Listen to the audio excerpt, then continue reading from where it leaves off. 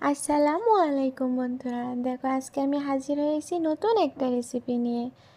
বরবটি, আলু, পেঁয়াজ আর হচ্ছে চিংড়ি মাছ। আমি আজকে বরবটি আলু দিয়ে চিংড়ি মাছ রান্না করব। আমরা বেশিরভাগ এটা এইভাবে কিন্তু কচুরলতি দিয়ে চিংড়ি রান্না করি। আজকে তোমাদের সামনে আমি নিয়ে এলাম বরবটি চিংড়ি।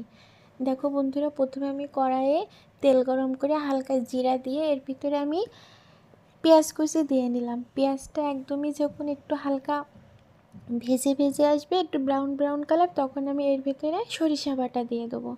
আর আমি সবজিতে একটু সরিষা বাটাই দিয়ে থাকি। এবার সরিষা বাটাটা যতক্ষণ না পর্যন্ত কাঁচা গন্ধটা দূর না হয় ততক্ষণ পর্যন্ত আমি নাড়তেই থাকবো। তারপরে দেখো বন্ধুরা, আমি এখানে মরিচের গুঁড়া, হলুদের গুঁড়া, জিরার গুঁড়া আর ধনিয়া গুঁড়া আর স্বাদ মতো লবণ অ্যাড করে নিলাম। নিয়ে এটাও আমি নাড়তে থাকলাম এবং মশলার ভিতরে আমি একটু হালকা পানি দিয়ে নিলাম যেন মশলাটা ভালোভাবে কষিয়ে আসে এবং গন্ধগুলো দূর হয়ে যায়। যখন মশলা থেকে আমার অলরেডি তেল ছেড়ে দিয়েছে তখন আমি এর ভিতরে পরিষ্কার করে রাখা চিংড়ি মাছগুলো দিয়ে দিলাম। চিংড়ি মাছগুলো দিয়ে নাড়তেই থাকলাম। যখন আবার তেল ছেড়ে দিল তখন আমি এর ভিতরে বরবটিগুলো দিয়ে নিলাম। আর এভাবে রান্না করলে কিন্তু অনেক মজা লাগে। আপনারাও অবশ্যই বাসায় ট্রাই করবেন। দেখো বন্ধুরা, বরবটি দিয়ে চিংড়ি দিয়ে যখন আমি একদম নাড়াচাড়া করতে করতে বরবটিটা হালকা সিদ্ধ হয়ে এসেছে তখন আমি এর ভিতরে আলুটা অ্যাড করে নেব। কারণ আমি আলুটা অনেক চিকন করে কাটছি, তো এই কারণে আমি একটু শেষে অ্যাড করলাম, এমনিতেই আলুটা গলে যাবে। এবার বন্ধুরা, আমি বরবটি আর চিংড়ির ভিতরে আলুটাও দিয়ে নিলাম।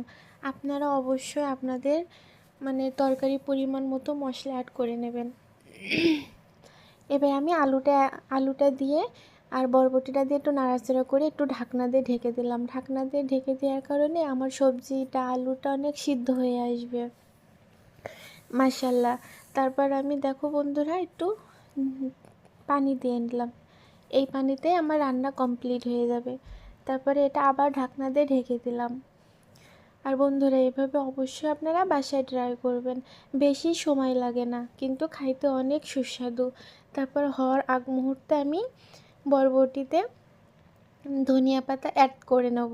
আর ধনিয়া পাতা তো সবজিতে দেবই, যে কোনো তরকারিতে ধনিয়া পাতা দ্বিগুণ স্বাদ বাড়াই দেয়। তারপর দেখো বন্ধুরা, আমি এবার বরবটিটা নামাই নিলাম। এটাই হলো আমার আজকে বরবটি চিংড়ির ফাইনাল লুক। মাশাল্লাহ, সবাই আমার জন্য দোয়া করবেন। আল্লাহ হাফেজ।